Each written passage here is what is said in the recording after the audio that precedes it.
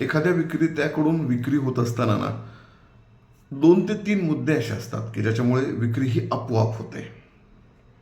जसं तो ग्राहक फार गरजू असेल, त्याला गरजच असेल त्या वस्तूची, तो तुमच्याकडे येतो आणि नॅचरली किंवा लकीली ती गोष्ट तुमच्याकडे उपलब्ध आहे आणि तो ग्राहक तुमच्याकडे येतो, तो तुमचा व्यवहार पूर्ण करतो आणि ती वस्तू घेऊन जातो. याच्यामध्ये तुमचं वैयक्तिक असं काही पराक्रम असतो का? तर नसतो. त्याला मुळातच गरज होते. हा झाला एक पार्ट. दुसरी गोष्ट, लॉ ऑफ ॲव्हरेजेसनुसार विक्री होते. म्हणजे 100मध्ये तुम्हाला 2 ते 3 लोक असे मिळणारच आहेत ज्यांना खरेदी करायचीच आहे. तुम्ही जस्ट विक्रीसाठी बसलाय, तुमच्याकडे ती वस्तू आहे, तो व्यक्ती आलाय, तो इतरत्र बघत फिरत फिरत आला होता आणि त्याने ती तुमच्याकडे दिसली, तुम्ही तुमच्याकडनं परचेस केली. ही झाली लॉ ऑफ ॲव्हरेजेसमुळे होणारी विक्री. पहिली, त्या व्यक्तीला गरज होती म्हणून तो आला. दुसरी, लॉ ऑफ ॲव्हरेजेसमुळे होती म्हणून तो झाला.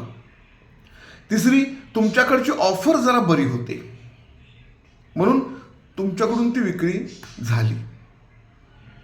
तर या तीनही गोष्टींमध्ये एक विक्रेता म्हणून आपला वैयक्तिक काही रोल असतो का? तर तो फार कमी असतो.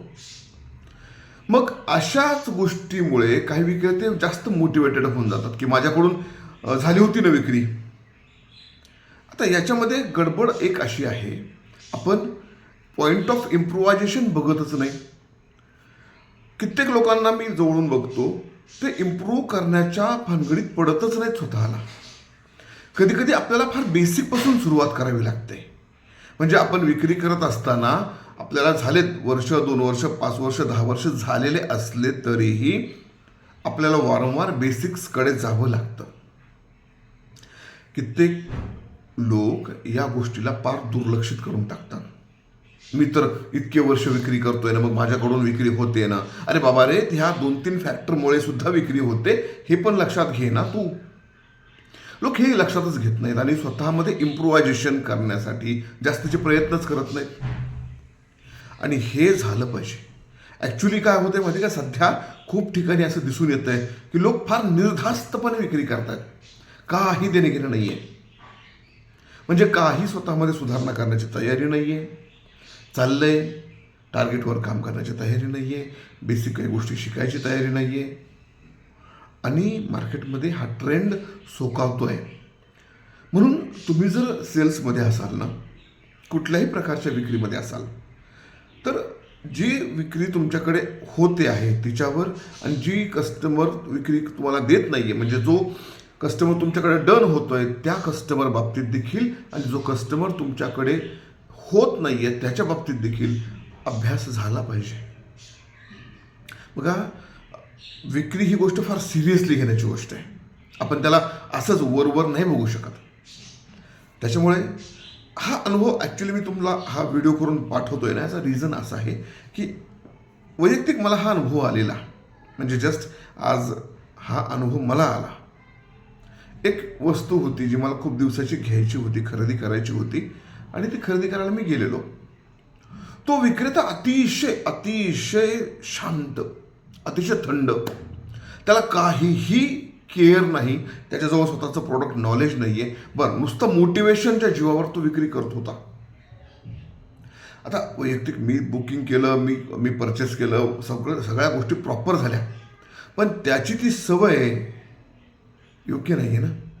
इतका लाईट मोडमध्ये होता ना तो, इतका लाईट मोड, त्याला असा रिग्रेट पण नव्हता की मी जो प्रॉडक्ट विकतोय त्याच्याबद्दल मला माहिती नाही आहे. जेव्हा मी त्याला वारंवार सजेस्ट करून सांगत होतो की नाही, हे नाही, असं आहे, कारण ती वस्तू जी मला घ्यायची होती तिचा मी खूप दिवसाचा अभ्यास करून ठेवलेला होता, म्हणून मीच त्याला सांगत होतो बाबा हे असं नाही, असं आहे, असं नाही, असं आहे. आणि तोच पुन्हा मला अच्छा अच्छा सर असं असेल. म्हणजे चेहऱ्यावर जी बेफिक्री दिसते ना, ती त्याच्यासाठी घातक होती. ॲक्च्युली मग मी जेव्हा सिनियर मॅनेजमेंटला बोललो त्यावेळेस त्याला सांगितलं पण मी सिनियर मॅनेजमेंटला की हा व्यक्ती, याला ट्रेनिंगची गरज आहे. अशा प्रकारची बेफिक्री आपल्या स्टाफमध्ये कोणाकडे असेल तर याला मुळातच आवर घाला. कारण बघा, दरवेळेला कस्टमर गरज असेलच असा येईल असं नाही आहे. आपल्यामध्ये ती जी बेफिक्री आहे ना, ती बेफिक्री आपल्याकडे नुकसानीचं कारण बनत आहे आणि ही गोष्ट नको आहे. तुम्ही जर चांगला बिझनेस करणार असाल ना, चांगले बिझनेस करायची इच्छा ठेवत असाल ना, तर तुमच्या सेल्स स्टाफमध्ये बेफिक्री जमणार नाही. बघा, जसं आपण एखादी ड्रिल घेतो किंवा आपल्याकडे बोर घ्यायची आहे. बोर घेत असताना आपण जो पाईप बघतो तो जमिनीत जात असतो. त्या जमिनीत जाणाऱ्या पाईपच्या तोंडावर जे ड्रिल असतं, ते ड्रिलच जर तुमचं बोथट असेल तर ड्रिल होणार आहे का? ऑब्व्हियस नाही.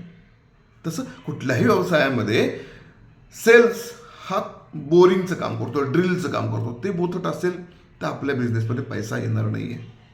म्हणून हे जे मी तुम्हाला 3 पॉईंट सांगितले, याच्या भरोशावर राहू नका. आपल्यातल्या स्किल वाढवा.